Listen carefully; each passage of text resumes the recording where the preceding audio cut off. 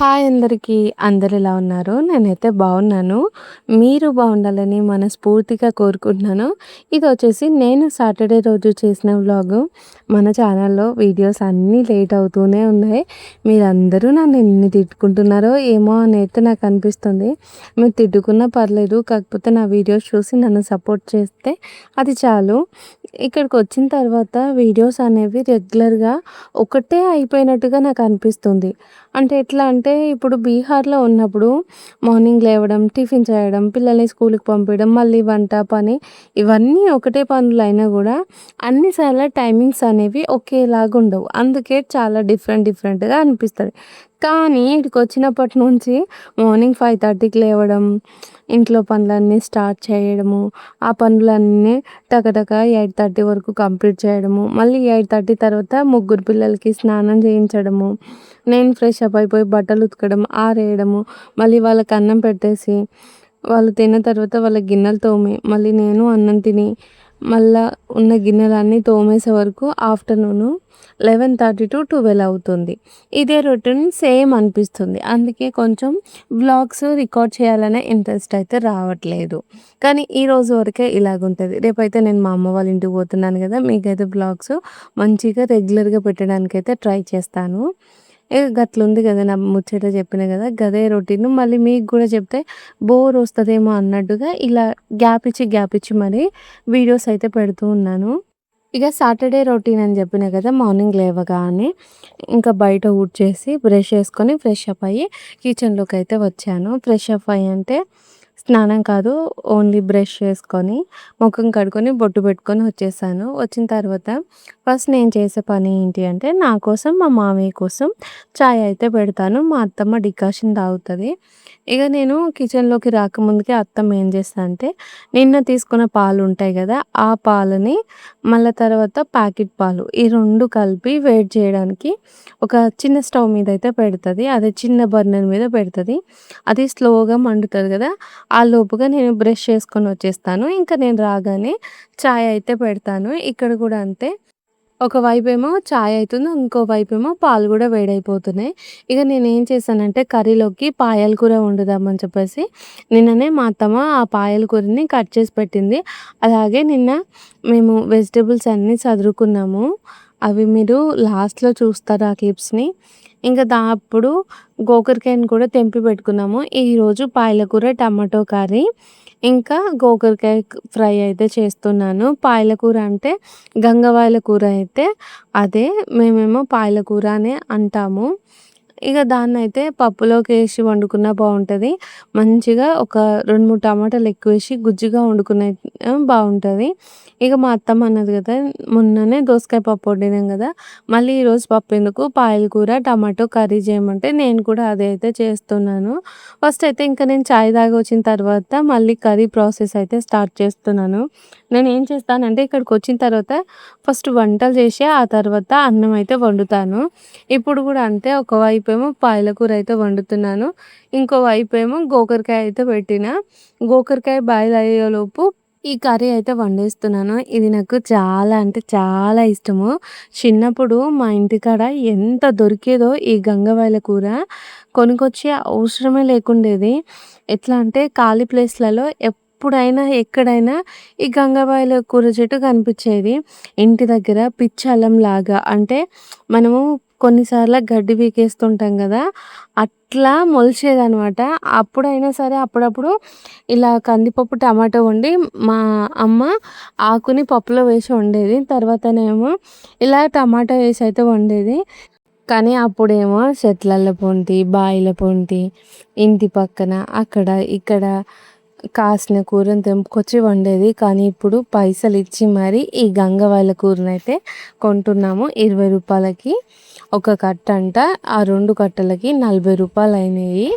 ఒక 5, 6 years back నుంచి మనమైతే చాలా అంటే చాలా వాటిని న్యాచురల్‌గా దొరికేవి కాకుండా ఎక్కువగా ప్రతీది పైసలు పెట్టే కొంటున్నాము. అటు ఇటు 5 ఇయర్స్ ఏం కాదు ఎక్కువనే అయిపోతుంది.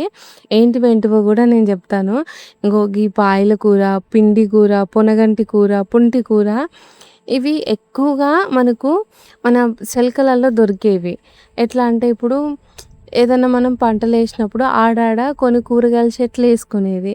దాని నుంచే గోకరకాయ, బెండకాయ ఇలా పుంటి కూర తెంపుకొని వండుకునేది. కానీ ఇప్పుడైతే ప్రతి వారము ఊకే మార్కెట్‌కి పోవాలే, కూరగాయలు తీసుకొచ్చుకోవాలే. ఇంటికాడ ఒక 2 టమాటా చెట్లేస్తే ఒక 7, 8 నెలలు ఆ టమాటా చెట్లతోనే మనకు పూట గడిచేది. టమాటాలు కొనాల్సిన అవసరమే లేకుండేది. ఇట్లా రాను, రాను, రాను, రాను మనకి దొరకాల్సినవి న్యాచురల్‌గా ఉండేవి గూడా దొరుకుతలేవు. అదేందో ఇగ అంతే అట్లనే ఉంటది. ఎంతైనా సరే మనం చాలా లక్కీ అని చెప్పొచ్చు. కానీ మనం చేసుకున్నంత అదృష్టం కానీ మన పిల్లలైతే చేసుకోలేదు. ఎందుకంటే మన చిన్నతనం ఒక గోల్డెన్ డేస్ అని మన పిల్లలకి మనం చెప్పుకోగలుగుతున్నాం. కానీ వాళ్ళు అలా చెప్పుకోలేరు. మనం అన్నీ చూసొచ్చాము. మన బాల్యం మనకొక తీపి గుర్తు. కానీ మన పిల్లలకు తీపి గుర్తా కాదా మీరే కామెంట్ చేసి చెప్పండి.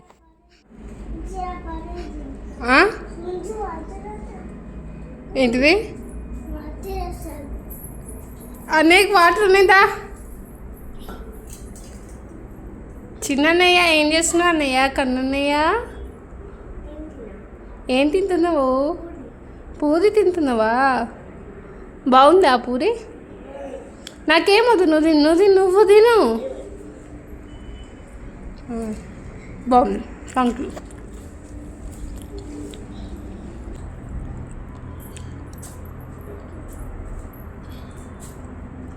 అక్కేమున్నాను, అక్కని విలువపోయినావు. అన్నయ్యకి సేవలు చేస్తున్నావు. నువ్వు దింపుతావా? ఆడ కూర్చో, నువ్వు దింపుదు. ఇంకా దమ్మని మన ఇద్దరం దిగుదామా? కుట్టమ్మా కుట్టి, నేను ఎవరు చెప్పు. ఎవరు చెప్పు నాన్న, ఎవరు నేను? పిన్నినా? నేను ఇష్టమా నీకు? ఇష్టమా? నువ్వు తర్వాత దింపు, ఫస్ట్ మాట్లాడు. నేను ఇష్టమా కాదా? బీఆర్కి వస్తావా? పోదామా? వస్తావా? కన్నయ్య అన్నది అన్నయ్య. నువ్వు వస్తావా రావా చెప్పు. అక్కడికి వచ్చి ఏం చేస్తావు? రేపు వచ్చి? అక్కడికి వచ్చి ఏం చేస్తావు? ఒకటి చదువుకుంటావా?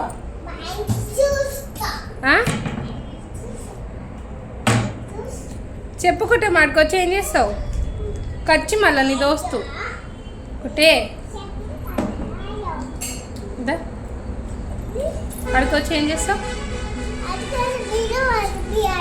బీఆర్కి వస్తావా? వచ్చి ఏం చేస్తావు? అన్నయ్య పూరి అయిపోతుందా? నువ్వు కూడా తినిపో మరి. క్లిప్స్ వచ్చినాయి, అందుకే నేను వాయిస్ చెప్పడం ఆపేసాను. అయితే మన బాల్యం మనకు తీపి గుర్తు, కానీ మన పిల్లలకి కాదు అని చెప్పాను కదా. ఇది అందరికీ అయితే జరగదు, కొంతమందికి అయితే జరుగుతుంది.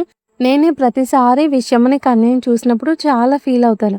అరే నాకున్న మంచి చైల్డ్‌హుడ్ మెమరీస్ నా పిల్లలకి లేకుండా పోతున్నాయి అని చెప్పేసి రోజు రోజు కొంచెం బాధ అయితే అనిపిస్తుంది. అయినా కూడా కొన్ని కొన్ని సార్లు కొన్ని సిచ్యువేషన్స్‌లో మనకు తప్పనప్పుడు మనం ఒంటరిగానే ఉంటాము. ఎట్లా అంటే పిల్లలకి ఫ్రెండ్స్‌తో ఆడుకోవడమే తెలీదు. కానీ మనం ఊర్లో పెరిగినాం గదా! పొద్దున్న లేచినప్పటి నుంచి రాత్రి పడుకునేటప్పటి వరకు ఫ్రెండ్స్‌తోనే ఆడుకునేవి. ఇప్పటిలాగా అప్పుడు ఫోన్‌లు లేకపోయేది. మంచిగా ఏదన్నా ఆడుకోవాలన్నా గూడా ఫ్రెండ్స్ ఇంటికి పోయి ఆడుకొని వచ్చేవాళ్ళము. ఉప్పు బెర్ర, పాంబెర్ర, డొప్ప ఇలా ఎన్నెన్నో ఆటలు ఆడుకునేది. కానీ ఇప్పుడు ఆ ఆటలు లేవు. ఆ హ్యాపీనెస్ పిల్లల మొఖంలో గూడా లేదు. నేను మా ఫ్రెండ్స్‌తోని ఇది చేశాను, ఇట్లా ఆడుకున్నాము అని చెప్పేసి చెప్పుకోవడానికి వాళ్ళకు ఒక మంచి గుర్తులు గూడా లేవు. ఇంకోటేంటంటే పండుగొస్తే మనం చుట్టాలింటికి పోయేది. అమ్మమ్మోళ్ళ ఇంటికి పోయేది. పోయినప్పుడు ఆడికి మన పెద్దమ్మలు, మన చిన్నమ్మలు, మావయ్యలు, అత్తమ్మలు ఇలా అందరితోని ఇల్లు నిండిపోయేది. కొత్త బట్టలు పండుగ రోజే, అంటే పండుగ వస్తుందనంగానే ఖచ్చితంగా కొత్త బట్టలు, పిండి వంటలు చేసుకొని పండుగ రోజు వండే బగారన్నానికి నేను ఎంతగా ఎదురు చూసేదాన్నో. కానీ ఇప్పుడు ఇంట్లో రోజు చికెన్, మటన్, బగారన్నం ఇదే అయితుంది. పిల్లలకు పండుగ వాతావరణమే కనిపిస్తలేదు. బట్టల ఇష్టం వచ్చినప్పుడు కొంటున్నాము. పిల్లలకేస్తున్నాం. మనం వేసుకుంటున్నాం. వాళ్ళకి ఈ పండుగొచ్చినప్పుడు ఈ వంటకం జేసుకోవాలి. ఈ పండుగొచ్చినప్పుడు ఈ బట్టలు కొనుక్కోవాలి. దసరా అంటే జమ్మి పెట్టుకోవడం. ఇలా ఎన్నో అంటే ఎన్నో తెలియట్లేవు అని చెప్పేసి నాకైతే అనిపిస్తుంది. ఇగ ఇంట్లో చిన్న చిన్న మిస్టేకులు చేసినప్పుడు మన అమ్మ మనల్ని కొట్టడం, మనం ఎస్కేప్ అవ్వడం, ఇంటి పక్కనోళ్ళు వాళ్ళు వీళ్ళొచ్చి కొట్టడం, ఆపడం ఇవన్నీ ఎంత మంచిగా జరిగినాయో అంటే ఇప్పుడు నేను పిల్లల్ని కొట్టమని చెప్తలేను. కాకపోతే అప్పుడు ఎట్లా అంటే ఇంట్లో చిన్న చిన్న మిస్టేకులు చేసి దెబ్బలు తినేవాళ్ళం కాదు కదా! ఎక్కడికన్నా పోయి రేగుపళ్ళు తెంపుకరావడము. రేగుపళ్ళు తెంపుకొస్తే అక్కడ పాములుంటాయి. పోవద్దు ఎంత చెప్పినా ఇనవు అని చెప్పేసి కొట్టడము.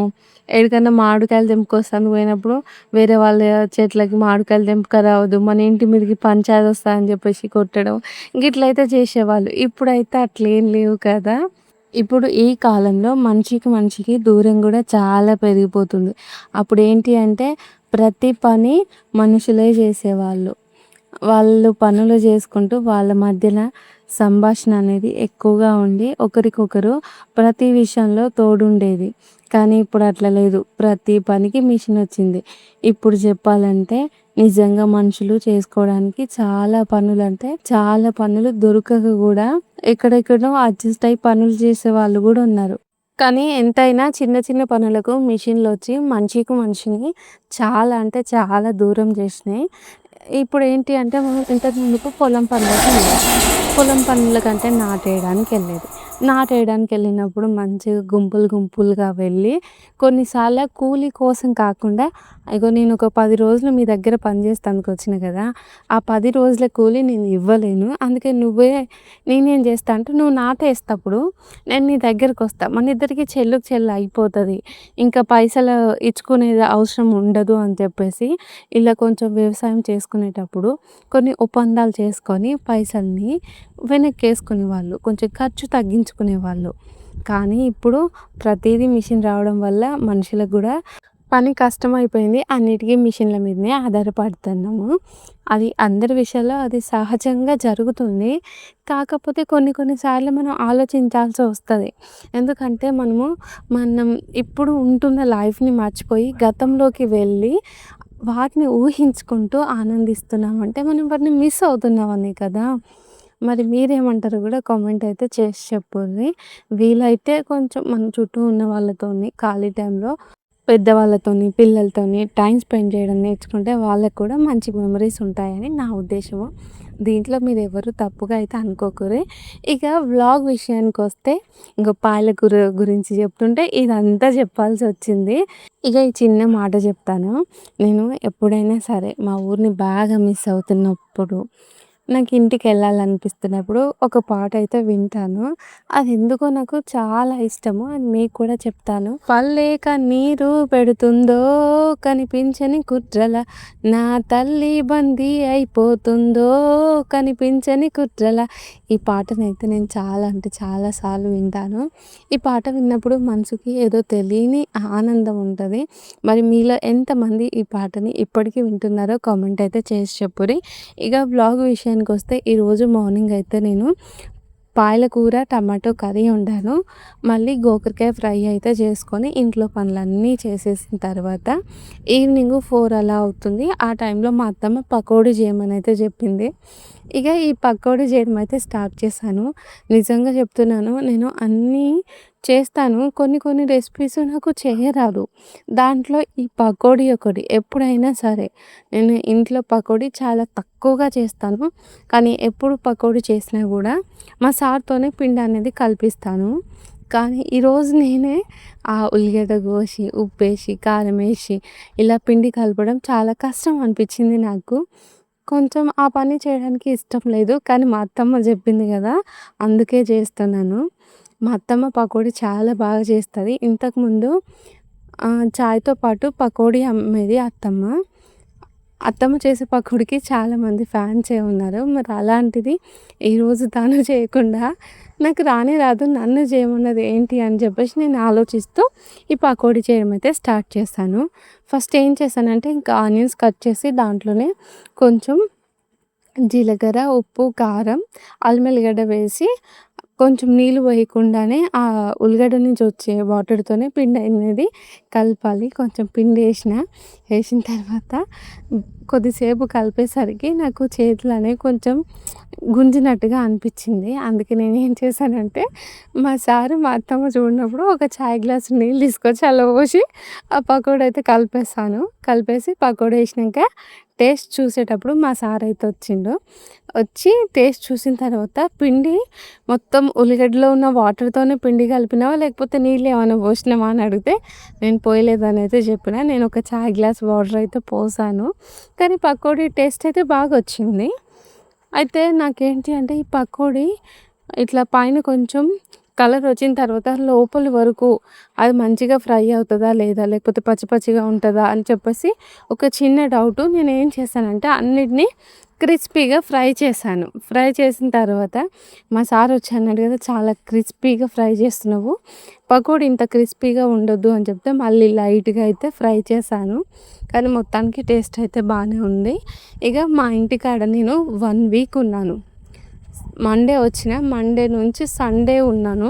కానీ నేను తీసింది 2 వ్లాగులు. అవి కూడా మీకు బోర్ వస్తాయి అని చెప్పేసి ఆ 2 వ్లాగులు తీశాను. ఇంకా మిగతా డేస్ మొత్తం మా ఫ్యామిలీతోని హ్యాపీగా స్పెండ్ చేశాను. కానీ రేపు మండే రోజు మాత్రం నేను మా అమ్మ వాళ్ళ ఇంటికి వెళ్తాను. ఇంకా అక్కడ వెళ్ళిన తర్వాత వీడియోస్ డైలీ పెట్టాలా? లేకపోతే డే బై డే పెట్టాలా? అని చెప్పేసి అక్కడున్న సిచ్యువేషన్ బట్టి డే బై డే అప్లోడ్ చేయాలా? లేదా రోజు అప్లోడ్ చేయాలా? అనేది డిసైడ్ అవుతాను. పకోడీ అయిపోయింది కదా! ఇక ఈ తర్వాత మళ్ళీ నేను చాయ్ తాగి మా అత్తమ్మకి, మా మామయ్యకి డికాషన్ అయితే పెట్టాలి. మళ్ళీ ఈవినింగ్ వరకు అయితే స్టార్ట్ చేయాలి. మీరందరూ అడుగుతున్నారు కదా! మా అక్క వాళ్ళు మా అత్తయ్య వాళ్ళతో ఉండరని. మేమందరం ఒకే ఇంట్లో ఉంటాం. మాకొకటి పెద్ద ఇల్లు ఉంటది. అంటే ఇట్లా పెద్ద పారుగోడ ఉంటది. దాంట్లో మా ఇల్లులుంటాయి. కాకపోతే అందరం ఒకే ఇంట్లో ఉంటాం. కానీ ఎవరి ఫుడ్ వాళ్ళైతే వండుకుంటూ కర్రీస్ అనేవి షేర్ చేసుకుంటాము. అందరూ ఒకే దగ్గర ఉంటారు. అక్క వాళ్ళకి రోజు మార్నింగ్ నుంచి ఈవినింగ్ వరకు చాలా అంటే చాలా పనులుంటాయి. పెద్దక్కకేమో టీ టైమ్ ఉంది. దాంట్లో ఒక 7, 8 రకాల చాయలైతే పెద్దక్క పెడతది. చిన్నక్కకేమో టిఫిన్ సెంటర్ ఉంది. తర్వాత మధ్యాహ్నం మీల్స్ కూడా వండుతది. ఇక వాళ్ళు ఎప్పుడు ఖాళీగా ఉండరు కాబట్టి నేనైతే ఊకే వీడియోస్‌లలో ఎప్పుడు చూయించను. ఎప్పుడు ఏదో ఒక పని ఉంటది. షాప్ దగ్గరన మళ్ళీ వాళ్ళు వీళ్ళు వస్తూ ఉంటారు. అందుకే మనము ఒకళ్ళు పని చేస్తున్నప్పుడు వీడియో గురించి అడ్జస్ట్‌మెంట్ అయితే చేయలేం కాబట్టి నేను వాళ్ళని చూపిస్తలేను అంతే. ఇక ఇప్పుడైతే ఈవినింగ్ వరకు స్టార్ట్ చేశాను. అత్తమ్మకి, మామయ్యకి ఇద్దరికీ చాయ్ పెట్టయితే ఇచ్చిన. వాళ్ళు చాయ్ తాగుతున్నారు. మళ్ళీ మా సార్ కూడా వాళ్ళతో పాటు పకోడీ అయితే తింటుండ్రు. నేను ఇంకా బట్టలైతే తీస్తున్నాను. ఈరోజు నేను వేరే విషయం గురించి మాట్లాడుతూ అంటే ఒక చిన్న టాపిక్ గురించి మాట్లాడుతూ మేము వాషింగ్ మిషన్ తీసుకున్నాము అనే ముచ్చటని మీకు చెప్పలేదు. అయితే అత్తమ్మకి వాషింగ్ మిషన్ లేదు అని చెప్పేసి మా సార్‌కి చెప్తే తనైతే వాషింగ్ మిషన్ ఆర్డర్ పెట్టిండు. వాషింగ్ మిషన్ కలర్ అయితే చాలా బాగుంది. నాకు చాలా క్యూట్‌గా అనిపించింది. మారిక్యూ కంపెనీ అనుకుంటా ఫ్లిప్‌కార్ట్ నుంచి చేసిండు. ఒక 7,000 అయితే అయ్యింది. ఇక ఇప్పుడైతే ఈవినింగ్ వర్క్ ఉంది. అదంతా నేను చేసుకొని వీడియో అయితే అక్కడి వరకే ఆఫ్ చేశాను. అయితే మేము ఫ్రైడే రోజు వేరే మామయ్యకి హెల్త్ బాలేకపోతే చూడ్డానికి వాళ్ళ ఇంటికైతే వెళ్ళినాం. ఇంకా వచ్చేటప్పుడు వెజిటబుల్స్ తీసుకున్నాము మార్కెట్‌కెళ్ళి. ఇదొచ్చేసి చిట్యాల మార్కెట్. ఇక్కడైతే మా వాళ్ళు రోజు కూరగాయలైతే కొంటూ ఉంటారు. ఇక్కడికొచ్చేసి ఇంకా మాకు కావాల్సిన కూరగాయలు దోసకాయ, బెండకాయ, గోకరకాయ, మళ్ళా తర్వాత బీరకాయ ఇవన్నీ కూరగాయలైతే తీసుకొచ్చినాము. ఇంకా వాటన్నిటిని కవర్‌లో అయితే పెట్టి ఫ్రిడ్జ్‌లో పెట్టడానికి ఇలా కవర్‌లో పెట్టేస్తున్నాను. అయితే నేను అనుకున్నాను కదా! బీహార్‌లో ఉన్నప్పుడు ఇంటికి పోయిన తర్వాత బెండకాయ గానీ, తర్వాత మళ్ళా ఈ గోకరకాయ గానీ అస్సలు తినొద్దనుకున్నాను. కానీ మా ఇంట్లో ఉన్నాయి అవే.